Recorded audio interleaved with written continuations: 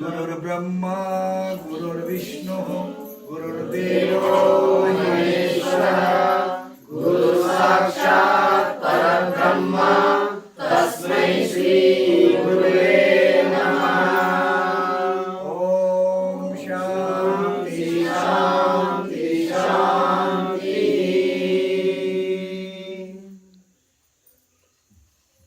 ಶ್ರೀ ಗುರುದೇವ್ ಇವತ್ತು ಈ ಒಂದು ಸುಸಂದರ್ಭದಲ್ಲಿ ಶುಭ ಸಂಜೆಯ ಸಮಯದಲ್ಲಿ ಕಾಕತಾಳೀಯವಾಗಿ ನಾವು ಎಕ್ಸೆಪ್ಟ್ ಮಾಡಿರಲಿಲ್ಲ. ಶ್ರೀ ಯೋಗ ಗುರುಜಿ ಶ್ರೀ ಶ್ರೀ ಸ್ವಾಮಿ ವಚನಾನಂದ ಸ್ವಾಮೀಜಿಯವರು ನಮ್ಮ ಶ್ರೀಕೃಷ್ಣ ಯೋಗಾಶ್ರಮಕ್ಕೆ ದಯಮಾಡಿಸಿದ್ದಾರೆ. ಸೊ ಇದೊಂದು ನಮ್ಮ ಆಶ್ರಮದ ಒಂದು ಬಳಗಕ್ಕೆ ಅತ್ಯಂತ ಸಂತೋಷದ ವಿಷಯವಾಗಿದೆ. ಸೊ ಸ್ವಾಮೀಜಿಯವರು ಇಲ್ಲಿವರೆಗೆಲ್ಲ ನೋಡಿಕೊಂಡು ಬಂದು ಈ ಆಶ್ರಮದ ಮುಖ್ಯ ಒಂದು ಸ್ಥಾನದಲ್ಲಿ ಬಂದು ಕೊಡ್ತಿದ್ದಾರೆ. ಸೊ ಅವರಿಗೆ ನಾನು ನಮ್ಮ ಆಶ್ರಮದ ಬಳಗ ಪರವಾಗಿ ಗುರುಗಳ ಪರವಾಗಿ ಅನಂತ ಹೃತ್ಪೂರ್ವಕವಾಗಿ ನಾನು ಸ್ವಾಗತ ಕೋರ್ತೇನೆ. ಸ್ವಾಮೀಜಿ ಅತ್ಯಂತ ನಮಗೆ ಸಂತೋಷದ ವಿಷಯ ಇದು. ಬಹಳಷ್ಟು ದಿನದಿಂದ ನಿಮಗೆ ಹೇಳ್ತಿದ್ವಿ, ಇವತ್ತಾದ ಕಾಲ ಕೂಡ ಬಂದಿದೆ. ಸ್ವಾಮೀಜಿ ಅವ್ರದ್ದು ಹರಿಹರ ಕೂಟದಲ್ಲಿ ಶ್ರೀ ಪಂಚಮಸಾಲಿ ಜಗದ್ಗುರು ಪೀಠದ ಎರಡನೇ ಜಗದ್ಗುರು ಆಗಿದ್ದಾರೆ. ಸೊ ಅದರಲ್ಲಿ ಯೋಗದ ಒಂದು ಇದನ್ನ ಇಟ್ಟುಕೊಂಡು ಅವರು ಇವತ್ತು ಸುಮಾರು ವಿಶ್ವಾದ್ಯಂತ ಎಸ್ಪೆಷಲಿ ಅಮೆರಿಕಾ ಆಮೇಲೆ ಏನು ಇನ್ನಿದು ಉಳಿದ ಭಾಗ ದೇಶಗಳಲ್ಲಿ ಸಂಚರಿಸಿ ಈ ಯೋಗದ ಒಂದು ಅನುಭವಾಮೃತವನ್ನ ನಮ್ಮ ಎರಡನೇ ನಮಗೆ ಹೆಂಗ ನಮಗೆ ಭಾರತ ದೇಶಕ್ಕೆ ರಾಮದೇವ್ ಗುರುಜಿ ಅಂತ ಹೇಳ್ತೀವಲ್ಲ, ಹಂಗ ನಮ್ಮ ಕರ್ನಾಟಕಕ್ಕೆ ಎರಡನೇ ರಾಮದೇವ್ ಅಂದ್ರೆ ಸ್ವಾಮಿ ವಚನಾನಂದ ಸ್ವಾಮೀಜಿ ಅವರು ಯೋಗದ ನೀವೆಲ್ಲ ನೋಡಿರ್ತೀರಿ ಟಿವಿ ನೈನ್. ಸೊ ಇವತ್ತು ಖುದ್ದಾಗಿ ಪ್ರತ್ಯಕ್ಷವಾಗಿ ನೋಡ್ತಾ ಇದ್ದೀರಿ. ಸೊ ಬಹಳ ಸಂತೋಷದ ವಿಷಯ. ಮತ್ತೊಮ್ಮೆ ನಾನು ಅವ್ರನ್ನ ಸ್ವಾಗತ ಕೋರ್ತಾ, ಸ್ವಾಮೀಜಿ ತಮ್ಮ ಒಂದು ಕಡಿಮೆ ಸಮಯದಲ್ಲಿ ಬಹಳಷ್ಟು ಕಡಿಮೆ ಸಮಯ ಇಟ್ಕೊಂಡಾರ ಅಂತ ಸಮಯದಲ್ಲಿ ಸ್ವಲ್ಪ ಒಂದು ಯೋಗದ ಅನುಭಾಮೃತವನ್ನ ನಮ್ಮ ಸಾಧಕವಾಗಿ ಅದಕ್ಕಿಂತ ಮುಂಚೆ ಒಂದೇ ಒಂದಂದ್ರೆ ಇದು ಮೊದಲು ಸ್ವಾಮೀಜಿ ಅವ್ರು ನಮ್ಮ ಬಗ್ಗೆ ಏನು ನೋಡಿದ್ದಿಲ್ಲ, ಇದು ಆಶ್ರಮ ನೋಡಿದ್ದಿಲ್ಲ. ಬಟ್ ಅವ್ರ ಮನಸ್ಸಲ್ಲಿ ಹ್ಯಾಕ್ ಬಂತೋ ಏನೋ ಅದು ಹ್ಯಾಕ್ ತಿಳ್ಕೊಂಡ್ರು ನಮ್ಗೆ ಅವರು ಪ್ರತಿ ವರ್ಷ ಕೊಡ್ ಮಾಡ್ತಕ್ಕಂಥ ಯೋಗ ರತ್ನ ಅವಾರ್ಡ್ ಅನ್ನ ಕೊಟ್ಟು ನಮ್ಗೆ ಉದ್ಘಾಟಿಸಿದ್ದಾರೆ. ಬಹಳ ಅದು ನಮ್ಮ ಮ್ಯಾಗ ಋಣ ಆಗ್ಬಿಟ್ಟು ನಾವು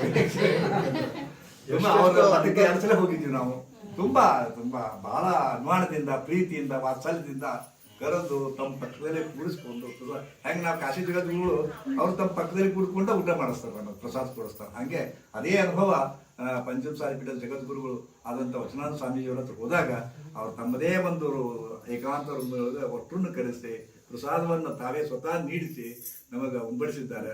ಭಾಳ ನಮ್ಮ ಮನಸ್ಸಿನಾಗ ಉಳಿದ್ಬಿಟ್ಟದ್ದು. ಅವ್ರ ನಮ್ಮ ಆಶ್ರಮ ಬಂದು ನೋಡ್ಲಿ ಅನ್ನೋದೊಂದು ಆಸೆ ಇತ್ತು ನಮ್ಗೆ. ಇವತ್ತು ಕೂಡಿ ಬಂದದ್ದು ಮೊದಲಿದ್ದ ಅವರು ನಮಗೆ, ಯಾಕಂದ್ರೆ ಅವರು ಯೋಗದ ಒಂದು ಹಾದಿ ಇರೋದ್ರಿಂದ ಸಹಜವಾಗಿ ನಾವು ಅವ್ರ ಕಡೆ ಆಕರ್ಷಿತರಾಗಿದ್ದು ಸಹಜದ. ಇವತ್ತು ನಮ್ಮ ನಡುವೆ ಇದ್ದಾರ. ಒಂದು ಅವ್ರಿಗೆ ಸಮಯ ಇಲ್ಲ, ಮೇಲಿನ ಮೇಲೆ ಫೋನ್ ಬರ್ತಾ ಇದ್ದಾವೆ. ಗುರುಶಿಷ್ಯರ ಮಟ್ಟಕ್ಕೆ ಅವರು ಇವತ್ತು ಪೂಜ್ಯರು ಹೋಗ್ತಾ ಇದ್ದಾರೆ ಈ ಸತ್ಯ ನೋಡ್ಕೊಂಡು.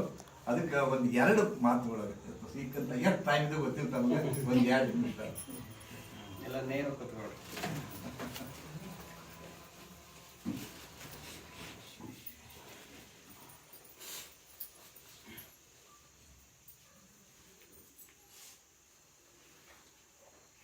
ತಲೆ ಕುತ್ತಿಗೆ ಬೆನ್ನುರಿಮೆ ಮಾಡ್ಕೊಳ್ಳಿ. ಮನಸ್ಸಿನ ಎಲ್ಲ ಆಲೋಚನೆಗಳನ್ನು ಹೊರಗಡೆ ಹಾಕಿ. ನೀವು ಕುಳಿತಿರುವ ಸ್ಥಳಕ್ಕಷ್ಟೇ ಮನಸ್ಸನ್ನು ತೆಗೆದುಕೊಂಡು ಬನ್ನಿ.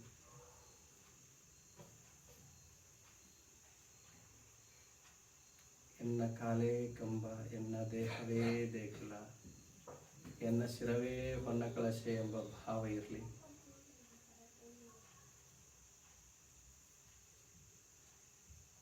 ನಿಧಾನವಾಗಿ ನಿಮ್ಮ ಉಚ್ಛ್ವಾಸ ನಿಶ್ವಾಸವನ್ನು ಗಮನಿಸಿ.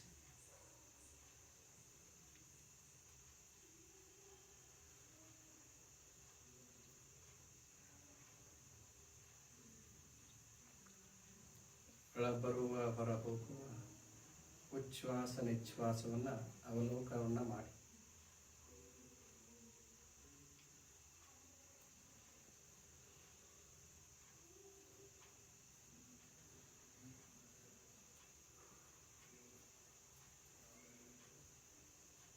ಆಳ ಉಸಿರು ತೆಗೆದುಕೊಂಡು ಎಲ್ಲರೂ ಏಕಸ್ವರದಲ್ಲಿ ಒಂದು ಬಾರಿ ಓಂಕಾರ ಮಂತ್ರವನ್ನು ಉಚ್ಚರಿಸೋಣ. ದೀರ್ಘವಾಗಿ ಶ್ವಾಸ ತೆಗೆದುಕೊಳ್ಳಿ.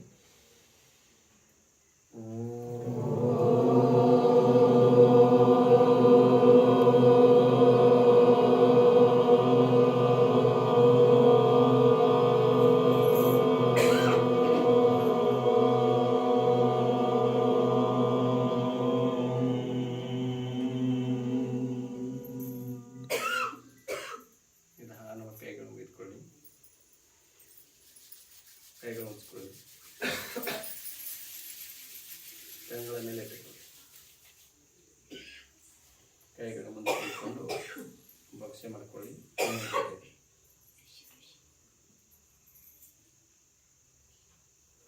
ಸರ್ವರಿಗೂ ಶರಣಾರ್ಥಿಗಳು.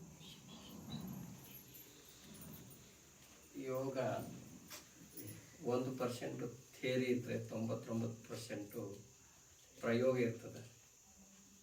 ಯೋಗದಲ್ಲಿ ಮಾತುಗಳಿಗಿಂತ ಕೃತಿಗೆ ಬಹಳ ಮಹತ್ವದ್ದು. ಸಂಭಾಷಣೆಗಿಂತ ಸಾಧನೆ ಬಹಳ ಮುಖ್ಯ.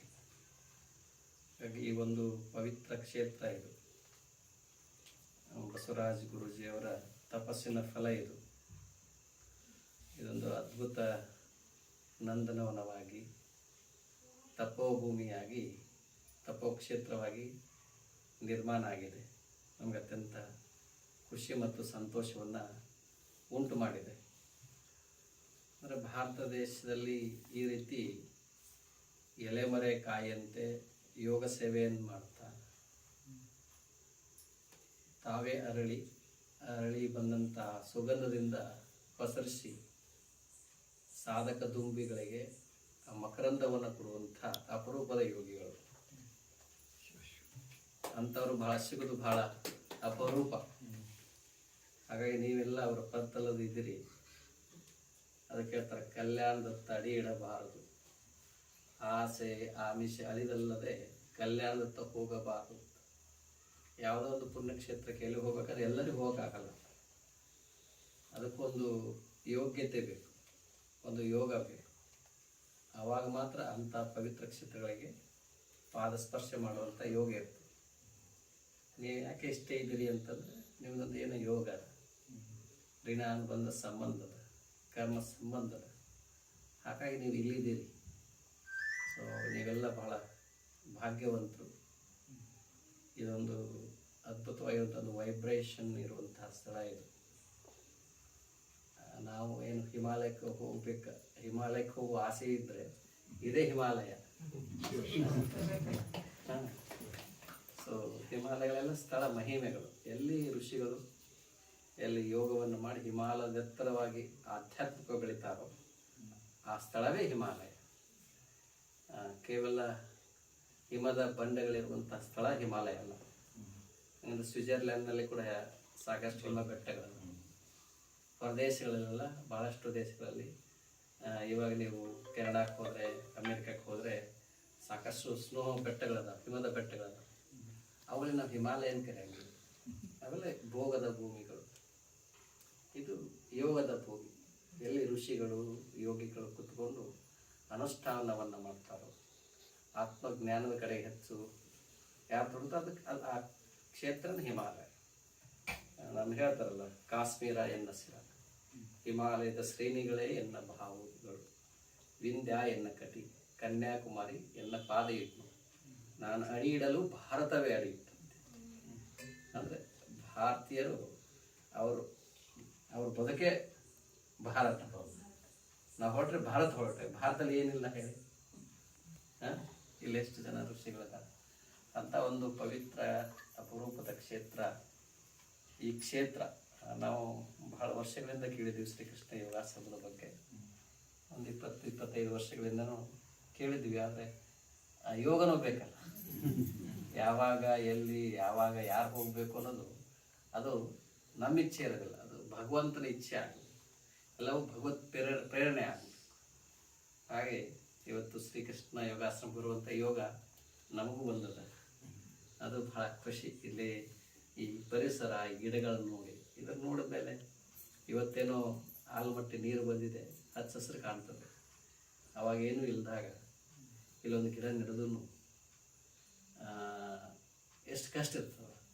ಒಂದು ಗಿಡ ನೆಡೋದು ಒಂದು ಮಗುವನ್ನು ಸಾಕಿದ ಹಾಗೆ, ಒಂದು ಮಗುವನ್ನು ಸಾಕಿ ಬೆಳೆಸಿ ಅದನ್ನು ಕಾಪಾಡೋದಿದೆಯಲ್ಲ, ಒಂದು ಸಂಸ್ಕಾರ ಕೊಡೋದಿದೆಯಲ್ಲ.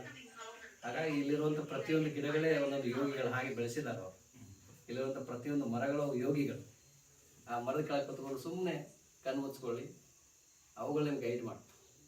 ಯಾಕಂದರೆ ನಾವೆಲ್ಲ ನಂಬಿದವರು ಜೀವಿಗಳಲ್ಲಿ ದೈವತ್ವವನ್ನು ಕಂಡವರು. ಗಿಡ ಮರಗಳು ಮಾತಾಡ್ತವೆ, ಗಿಡ ಮರಗಳು ಮಾತಾಡ್ತವೆ. ಅವುಗಳ ತಾಯಿ ಸ್ವರೂಪ ಮರಗಳು. ಯಾಕಂದರೆ ಅವುಗಳು ನಮಗೆ ಆಕ್ಸಿಜನ್ ಕೊಡ್ತಾವೆ, ಅಂದರೆ ಲೈಫ್ ಕೊಡ್ತಾವೆ. ಯಾರು ಲೈಫ್ ಕೊಡ್ತಾರೆ ಅವರು ನಮ್ಮ ಗುರುಗಳು.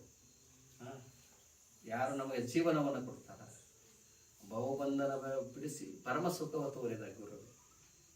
ಅಂದರೆ ಹಾಗೆ ಈ ಭವ ಬಂಧನವನ್ನು ಬಿಡಿಸಿ ಪರಮ ಸುಖದ ಕಡೆಗೆ ಆ ಭವ ಸಾಗರವನ್ನು ದಾಟಿಸುವಂಥವರು ಅವನು ಅಂಬಿಗ. ಅಂಬಿಗ ಅಂತಂದ್ರೆ ಏನು?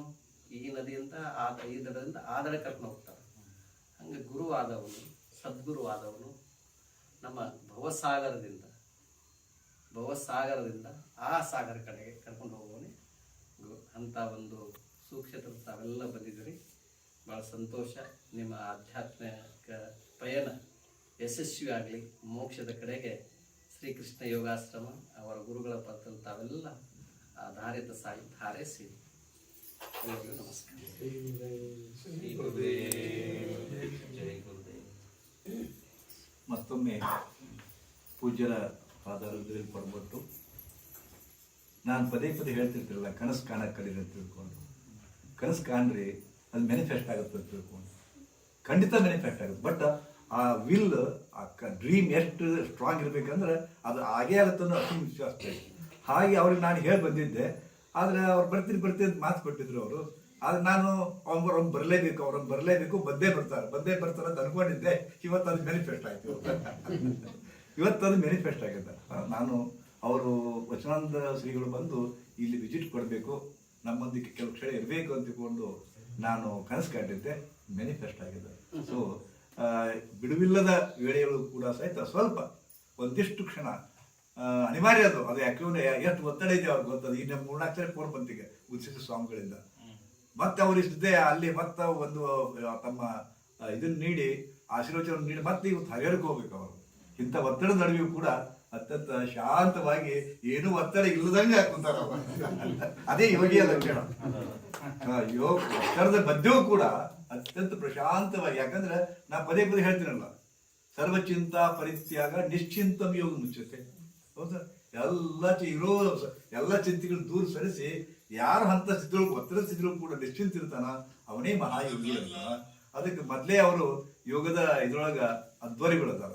ಸೊ ಅವರು ತಮ್ಮ ಈ ಕ್ಷಣದೊಳಗ ಅದನ್ನು ತೋರಿಸ್ಕೊಟ್ಟಿದ್ದಾರೆ ಅವರು. ಸೊ ಪೂಜ್ಯರ ಪಾದಗಳಿಗೆ ವಂದಿಸಿ ಅವರು ಬೃಹತ್ ಗಾತ್ರದ ಒಂದು ನಮ್ಮ ಮ್ಯಾಗ ಉಪಕರಿಸಿದ್ದಾರೆ ಮತ್ತು ಪ್ರೀತಿ ತೋರಿದ್ದಾರೆ. ಆದ್ರೆ ನಮ್ದು ಅಲ್ಲಿ ಸೇರಿ ನಮ್ದು ಒಂದಿಷ್ಟು ನಮ್ಮ ಪ್ರೀತಿಯನ್ನ ತೆಗೆದುಕೊಂಡು ಹರಿಹರಕ್ಕೆ ಹೋಗ್ಲಿ ಅಂತ ತಿಳ್ಕೊಂಡು ತಮ್ಮೆಲ್ಲರ ಪರವಾಗಿ ಶ್ರೀಗಳವರಿಗೆ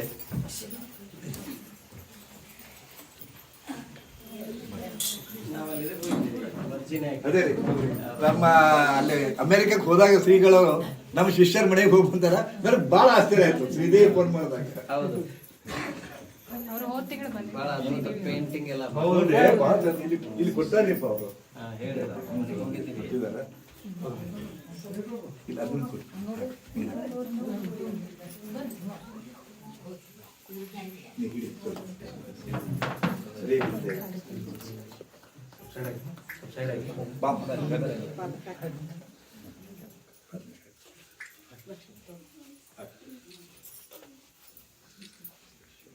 ಈ ಕಡೆ ನೋಡಿ, ನಿಂತ್ಕೊಳ್ಳಿ ಅಮ್ಮ, ನಿಂತ್ಕೊಂಡ್ಬಿಡು. ಈ ಕಡೆ ನೋಡಿ.